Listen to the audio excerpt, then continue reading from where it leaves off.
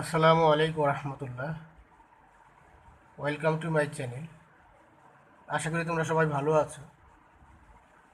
গত ভিডিওতে আমি কমপ্লিটিং সেন্টেন্স নিয়ে আমি ভিডিও দিয়েছিলাম। তো সেখানে একটা কমেন্ট এসেছে, আমার এক ছাত্র সে লিঙ্কিং ওয়ার্ডস অথবা কানেক্টরস নিয়ে একটা ক্লাস করার জন্য। তো তার জন্যই আমার এই আজকে ক্লাসটি।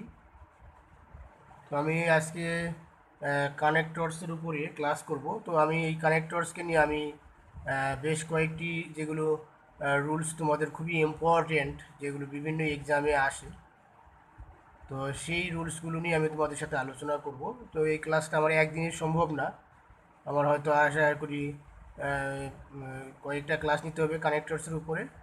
তো ইনশাল্লাহ তোমরা যদি আমার এই ক্লাসগুলির সাথে লেগে থাকো, তোমার কানেক্টরসের যে সারা জীবনের সমস্যাটা সমাধান হবে। আমি প্রত্যেকটা রুলস বিস্তারিতভাবে আমি ব্যাখ্যা করব, যাতে তোমরা সহজে বুঝতে পারো। তো আশা করি তোমাদের উপকার হবে।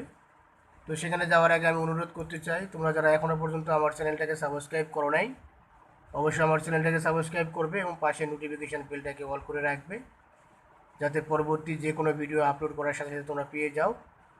আর অলরেডি যারা আমার ভিডিওটাকে সাবস্ক্রাইব করেছো তাদেরকে ধন্যবাদ জানাই।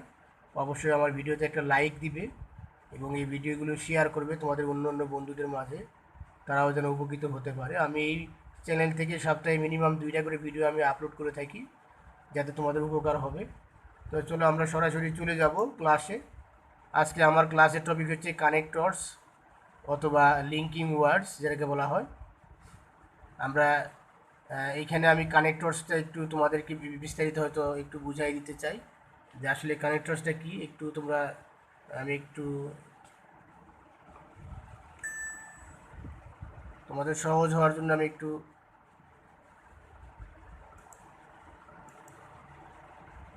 দেখো কানেক্টরস, কানেক্টরস মানে কানেক্ট করা, আসলে লিঙ্ক যুক্ত করা যাকে বলা হয়। কানেক্টরস মানে সংযোগ, কানেক্ট মানে সংযোগ, লিঙ্ক যুক্ত করা। লিঙ্কার অর্থ হচ্ছে যুক্তকারী। যেসব ওয়ার্ড বা ফ্রেজ দ্বারা, যেসব ওয়ার্ড বা ওয়ার্ড এর সঙ্গে, ওয়ার্ড ফ্রেজের সঙ্গে, ফ্রেজ এবং সেন্টেন্সের সঙ্গে সেন্টেন্সের সংযোগ ঘটিয়ে থাকে, তাকে লিঙ্কার্স বলা হয়।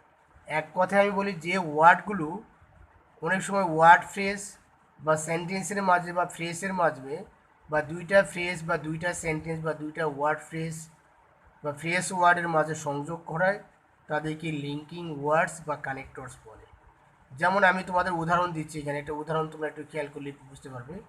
এখানে একটা উদাহরণটা দেখো, আই নো দ্য গার্ল, এখানে একটা সেন্টেন্স, যে আই নো দ্য গার্ল, এটা একটা সেন্টেন্স। আবার হি আচ্ছা, has come here, has come here, I know the girl has come here, এখানে দুইটা সেন্টেন্স ছিল। I know the girl, he has come here, এই দুইটা সেন্টেন্সকে এখানে হু শব্দটা দিয়ে, কী শব্দ দিয়ে, হু, যে এখানে ওয়ার্ডটা আছে, এই লিঙ্কার্সটা আছে, এই ডাব্লিউএস লিঙ্কারটা বা কানেক্টরটা, এটা দুইটা সেন্টেন্সকে একটা যুক্ত করছি, যে আমি I know the girl who has come here, যে এসেছিল আমি তাকে চিনি। আবার দ্বিতীয় সেন্টেন্স একটু খেয়াল করি আমরা, it is a mouth, I came here, sorry, it is a month, it is a month, I came here. দেখো এই দুটা সেন্টেন্সকে কী করছে, সিন্স, এই সিন একটা হলো কানেক্টরস অথবা লিঙ্কিং ওয়ার্ডস, এই দুটা সেন্টেন্সে কী করছে, একটা সেন্টেন্সে পরিণত করেছে। তাহলে এখানে হচ্ছে হু আর এখানে হচ্ছে সিন্স, এই দুইটাকে বলা হয় লিঙ্কিং ওয়ার্ডস। আশা করি তোমরা মানে এইটুকুর মধ্যে লিঙ্কিং কানেক্টরস বা লিঙ্কার্স কি, এইটুকুর মধ্যে তোমরা বুঝতে পেরেছো। তো আমরা পরবর্তী ক্লাসে যাব। রুল নাম্বার 1, আমার প্রথম নাম্বার যে রুলটা, 1 নম্বর রুলটা আমি তোমাদের সাথে শেয়ার করতে চাই। যদি কোনো সেন্টেন্সে দেখো কী কী ওয়ার্ড থাকতে পারে, as a result, for this, for this reason, that is why, this is why, thus, as a consequence, consequently, therefore, so, hence. দেখো এগুলো হচ্ছে প্রত্যেকটা ওয়ার্ডই হচ্ছে 1 নম্বর রুলসের মধ্যে, এখানে যেগুলো আছে প্রত্যেকটা ওয়ার্ডই হচ্ছে কানেক্টরস বা লিঙ্কিং ওয়ার্ডস। এগুলোর অর্থটা আমি একটু তোমাদেরকে বোঝানোর চেষ্টা করি। দেখো, কারণে, ফলে, এভাবে, তাই, এই অর্থগুলো বোঝাবে। অ্যাজ এ রেজাল্ট মানে কারণে, যার ফলে, দিস ইজ হোয়াই, এইভাবে, হ্যাঁ এইগুলো, দাস, এইভাবে, তাই, সো, এগুলো দ্বারা এই অর্থগুলো প্রকাশ করবে তোমার, যে এই কারণে, ফলে, এভাবে, তাই। ক্লোজ বা সেন্টেন্স দ্বারা কোনো কিছুর কারণ বোঝালে সেই কারণের সংগৃহীত প্রভাবের আগে উপরোক্ত লিঙ্কার্সগুলো ব্যবহৃত হয়। আমরা অনেক সময়, আচ্ছা ক্লোজ তো বুঝি, আমার ক্লোজের উপর একটা ক্লাস আছে, তোমরা এই নয়ন একাডেমিতে আসলে এখানে প্লে লিস্টে যদি তোমরা আসো, প্লে লিস্টে এসে তোমরা ক্লোজ সার্চ করলে, বা অথবা এখানে আসে যদি তুমি ক্লোজ লিখে সার্চ দাও, পেয়ে যাবে। তো সেই আমি ক্লোজটা তোমরা এখান থেকে পড়ে নিবে। সেন্টেন্স দ্বারা কোনো কিছুর কারণ বোঝালে সেই কারণের সংঘটিত প্রভাবের আগে, মানে সেন্টেন্সের প্রভাব যে পড়বে তার উপর উপরোক্ত লিঙ্কার্সগুলো ব্যবহার হয়। যেমন, Bangladesh is a small country. Bangladesh is a small country. Bangladesh হচ্ছে একটা ছোট দেশ। She can not house her large population. এই যে দেখো, she can not house R large population, এই যে এই বাংলাদেশ ছোট্ট একটা দেশ এবং ব্যাপক জনসংখ্যা বহুল একটা দেশ, যেখানে পর্যাপ্ত মানুষের, মানে she can not house, house মানে residence, she can not house R large population. এই সেন্টেন্সটার আগে এখানে কি বসছে? সো বসছে। সো মানে ফলে, বাংলাদেশ একটা ছোট দেশ হওয়ার কারণে বা ফলে, কারণে তার এই ব্যাপক সংখ্যক মানুষকে সে পর্যাপ্ত ব্যবস্থা বা আবাসস্থলের ব্যবস্থা করতে পারে না। 3 নম্বরটা ওয়ার্ড সেন্টেন্সটা দেখি, many dishonest businessman, many dishonest businessman hoard the daily commodities, as a result, যার ফলে the prices of them lie at an imbalance rate. দেখো, বাংলাদেশের অধিকাংশ মানুষ ডিসহনেস্ট বিজনেসম্যান, কারা? অসৎ ব্যবসায়ী যারা আছে, তাদের কারণেই এই যে লাই অ্যাট অ্যান ইমব্যালেন্স রেট, ব্যাপক হারে ইমব্যালেন্স, ব্যাপক হারে বৃদ্ধি পাচ্ছে, যার কারণে এই ডিসহনেস্টম্যান বিজনেসম্যান হওয়ার কারণে। তাহলে এখানে কী বোঝাচ্ছে? কারণে বোঝাচ্ছে। অ্যাজ এ রেজাল্ট, কারণে বোঝাচ্ছে, যার কারণে, এই কারণ বোঝানোর কারণে এই 1 নম্বর রুলস, যে এই ওয়ার্ডগুলো তোমরা বসলে এটা বোঝাবে। তারপর আমরা পরবর্তী রুলস নাম্বার 2-এ যাব। In short, in brief, in a few words, in a word, in a nutshell, in fine, in conclusion, to sum up, to summarise, on the whole. এগুলোর অর্থ হচ্ছে সংক্ষেপে, এক কথায় বলতে গেলে বোঝাবে। এই শব্দগুলোর অর্থ হচ্ছে সংক্ষেপে বা এক কথায় বলতে গেলে। পূর্বে আলোচিত কোনো বক্তব্যের ইতিতে আনতে তার পূর্বে এই লিঙ্কার্সগুলি ব্যবহৃত হয়। মানে his whole family depends on him, তার সম্পূর্ণ পরিবার তার উপর নির্ভর করে।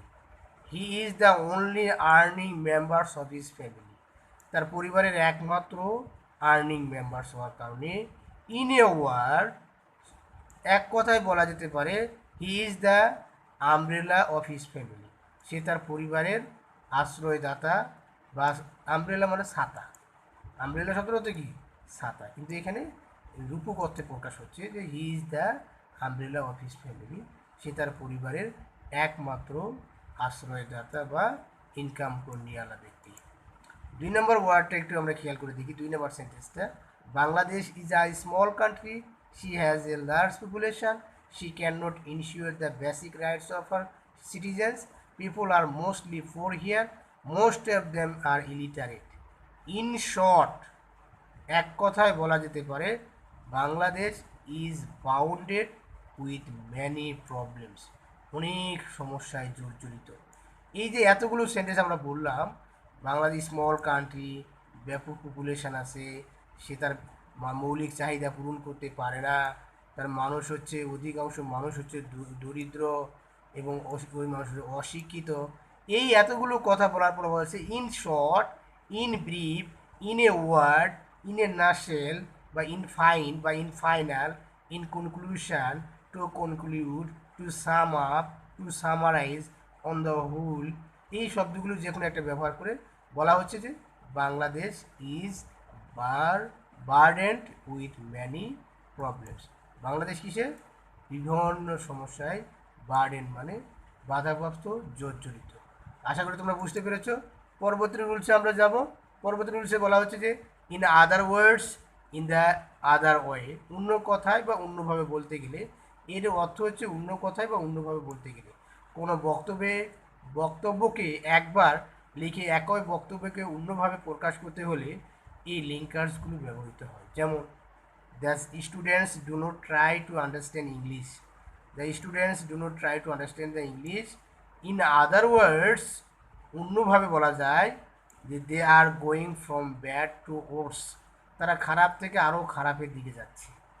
তারপর দেখো his crazy activities were crossing all limits. In other words he was almost mad, প্রায় অলমোস্ট, এক কথায় বলা যায় সে প্রায় পাগল। দেখো crossing limits, many students do not prepare themselves for the examination. In other words, in the other way they adopt unfair means in the examination. আসলে তারা পরীক্ষায় অসুবিধা অবলম্বন করার কারণেই এই সেন্টেন্সটার ইন আদার ওয়ার্ডটা আমরা এখানে ব্যবহার করতে পেরেছি। আশা করি তোমরা বুঝতে পেরেছো। আমরা পরবর্তী রুলসে চলে যাব। মোর over, besides, in addition to that, father more, in addition to, again. এর অর্থ হচ্ছে তাছাড়া, অধিকন্ত, আবার। এগুলোর অর্থ হচ্ছে তাছাড়া, অধিকন্ত, আবার অর্থ প্রকাশ করতেছে। তাহলে আগের বক্তব্যের সঙ্গে আরও বক্তব্য সংযুক্ত করতে এই লিঙ্কারগুলো ব্যবহৃত হয়। আমি আশা করি প্রত্যেকটা উদাহরণ আমি এখানে তোমাদের সুন্দর করে একের অধিক আমি এখানে এক্সাম্পল দিয়েছি, পর্যাপ্ত এক্সাম্পল তোমাদের সহজ হওয়ার জন্য।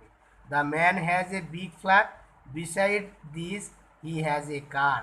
এটা ছাড়াও অধিকন্তু আরও আছে, তাছাড়াও আরও অনেক, মানে একটার বেশি আরও একটা আছে, যেমন এছাড়াও আরও কিছু আছে এরকম। Our country is a beautiful country, moreover she is full of natural resource, যাকে বলা হয়। দেখো এই একটা ছাড়া আরেকটা, beside a colour television, beside a colour television, হ্যাঁ, the bridegroom demands a motorcycle. এটা মানে সে একটা কালার টেলিভিশন ছাড়াও তার একটা মোটর সাইকেলও দরকার। Bangladesh is a small country, it has a huge population, poverty is a main problem. Moreover, again, natural disaster have become its part and parcel. এছাড়াও আরও আছে, বাংলাদেশ একটা ছোট দেশ, ব্যাপক জনসংখ্যা এবং দরিদ্রতা তার মূল প্রবলেম।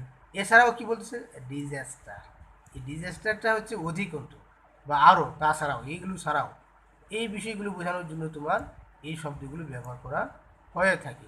আশা করি তোমরা বুঝতে পেরেছ। আমরা পরবর্তী রুলসে যাচ্ছি। And, as well as, along with, together with, এগুলো আসলে তোমরা সবাই জানো। এবং বা এই ধরনের লিঙ্কার দিয়ে নাউন, ভার্ব, অ্যাডজেক্টিভ, অ্যাডভার্ব, প্রিপোজিশনের মাঝে সংযোগ হিসাবে ব্যবহৃত হয়ে থাকে। তো Suman together with Lalchand came to my office. Suman আসছে, তার সাথে কে আসছে এবং তাকে সাথে করে নিয়ে আসছে, লালচাঁদকে নিয়ে আসছে। The teacher as well as the students was present. এখানে দ্য টিচার এবং ছাত্র সবাই উপস্থিত। The students went to the principal and demanded new facilities in their college library. এখানে অ্যান্ড দ্বারা এবং, তারা সেখানে যাওয়ার পরে কী করেছিল, তারা এই এবং বুঝাচ্ছে। তো আশা করি তোমরা সহজেই বুঝতে পেরেছ। এরপরে হচ্ছে the boy as well as his brothers has come. এখানে অ্যাজ ওয়েল অ্যাজ বুঝাচ্ছে এবং তার ভাইরাও। Mister Hasan along with his son visited our house. হ্যাঁ, আশা করি তোমরা বুঝতে পেরেছ। এরপরে পরবর্তী রুলসে আমরা চলে যাব। নট অনলি বাট অলসো, এটা আমরা জানি, এটা কম্পিটিটিভ সেন্টেন্সে আমরা পূর্ববর্তী আমরা রুলসে করে আসছি।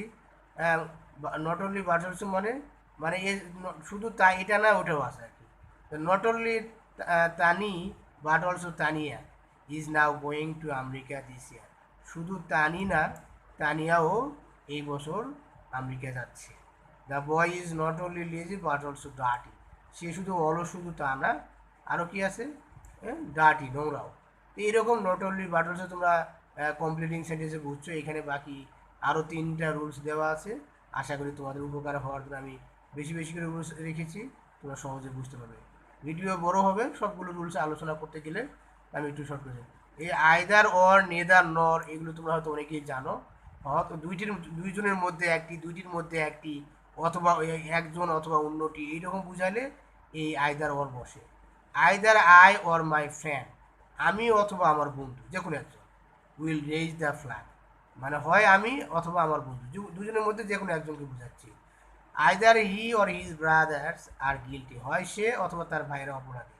এই দুজনের মধ্যে একজনকে নির্মূল করার কারণে এই আইদার অর আর হি অর নর, এই বিষয়গুলো হচ্ছে তোমার খুব সহজ। এগুলোর ক্ষেত্রে আমরা তোমরা এই লিঙ্কার্সগুলো ব্যবহার হতে পারে। তারপর পরবর্তী আমরা যাই, নাইদার নরের ক্ষেত্রে দেখি, এটাও নয় ওটাও, দুইটার মধ্যে কোনোটা না। ওটা হয় যে কোনো একটা, আর নেদার নর মানে কোনোটাই না। আইদার অর মানে কি যে কোনো একজন, আর নেদার অথবা নর হচ্ছে কোনোটাই না, দুটির মধ্যে কোনোটাই নয় বা কোনোটাই না। নেদার রানা নর হিজ সিস্টার, রানাও নয় তার বোনরাও, মানে রানাও পাস করে নাই, তার বোনরাও পাস করে নেয়। Neither the teacher not the students were present, না শিক্ষক না টিচার কেউ উপস্থিত ছিল না, মানে দুজনের মধ্যে কোনো পক্ষই উপস্থিত ছিল না, মানে নেদার নর মানে কেউই না। আশা করি তোমরা বিষয়টা বুঝতে পেরেছো। নেদার মানে কোনোটাই না, তোমার মানে কোনোটাই উপস্থিত না বা কোনোটাই না। এর পরবর্তী রুলসে আমরা যাচ্ছি, যে আশা করি 9 নাম্বার রুলসে আমরা যাব, বোথ এবং অ্যান্ড। বোথ এবং অ্যান্ড, শুধু অ্যান্ড অথবা both dot dot dot dot and, উভয় বা উভয়টির, দুইটি বস্তু, বিষয় বা দুই ব্যক্তি পক্ষের উভয়টি বুঝে লিঙ্কারগুলো ব্যবহৃত হয়ে থাকে। যে both my friend and cousin, both my friend এবং তার cousin came on the occasion of my birthday. তারপরে হচ্ছে I took both accounting and marketing as my major subject. এখানে বোথ মানে উভয়, উভয়, অ্যাকাউন্টিং এবং marketing. He is both honest and kind, both মানে উভয়, সে সৎ, যেমন সৎ তেমনই দয়ালু।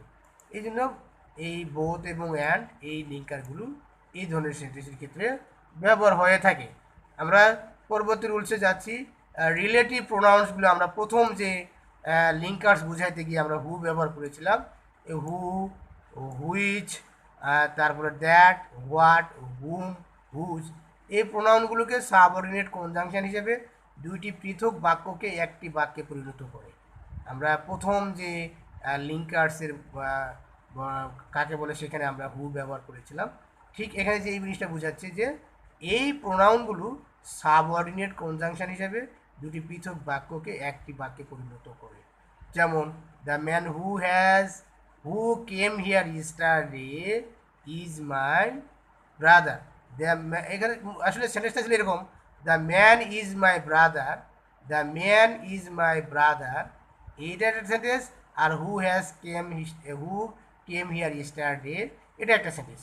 এইটাকে আমরা এই হুটা যুক্ত করার কারণে, আমার এই লিঙ্কার্সটা যুক্ত করার কারণে আমার এখানে রিলেটিভ প্রোনাউন লিঙ্কারটা যুক্ত করার সেন্টেন্সটা কনজাংশনগুলোকে সাবঅর্ডিনেট কনজাংশন হিসেবে ব্যবহার করা হয়েছে।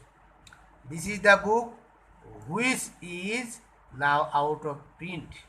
এই this is the book which is, এই হুইচটা হচ্ছে এই রিলেটিভ প্রোনাউন। আশা করি তোমরা বুঝতে পেরেছো। তারপরে আমরা দেখো, I do not know what they want, I do not know what they want, এই হোয়াটটা হচ্ছে রিলেটিভ প্রোনাউন এবং লিঙ্কার্স। শুধু রিলেটিভ প্রোনাউন না, রিলেটিভ প্রোনাউনের সাথে সাবঅর্ডিনেট কনজাংশন হিসাবে দুটি পৃথক বাক্যের সাথে একটু যুক্ত হয়ে একটা লিঙ্কার্সের কাজ করতেছে। ঠিক একইভাবে এখানে আছে হু এবং এখানে আছে হুজ। দেখো, mister Kamal is a businessman who works mainly with the foreigners, this is the boy whose pen has been lost, এইখানে হুজ ব্যবহার করা হচ্ছে। তো আশা করি তোমরা বুঝতে পেরেছো। আমরা পরবর্তী ভিডিওর জন্য আমরা অপেক্ষা করব। একবার এই ভিডিও বড় করলে তোমাদের হয়তো ধৈর্যর বিচ্যুতি দেখা দিতে পারে। আমি ভিডিওগুলো সংক্ষিপ্ত করে পর্যায়ক্রমে আমি 3-4টা ক্লাসের মধ্যে আমি লিঙ্কার্সগুলো আলোচনা করব। আশা করি তোমাদের উপকার হবে এবং খুব সুন্দর করে পর্যাপ্ত উদাহরণ দিয়ে আমি তোমাদের সে আলোচনা করার চেষ্টা করেছি। অবশ্যই তোমাদেরকে অনুরোধ করব, তোমরা অবশ্যই আমার ভিডিওর মধ্যে একটা লাইক করবে, হ্যাঁ, এবং যারা এখনও পর্যন্ত সাবস্ক্রাইব করো নাই অবশ্যই চ্যানেলটাকে সাবস্ক্রাইব করবে, পাশে নোটিফিকেশান বেলটাকে অল করে রাখবে এবং ভিডিওটা শেয়ার করবে। ধন্যবাদ সবাই, সবাই ভালো থাকবে।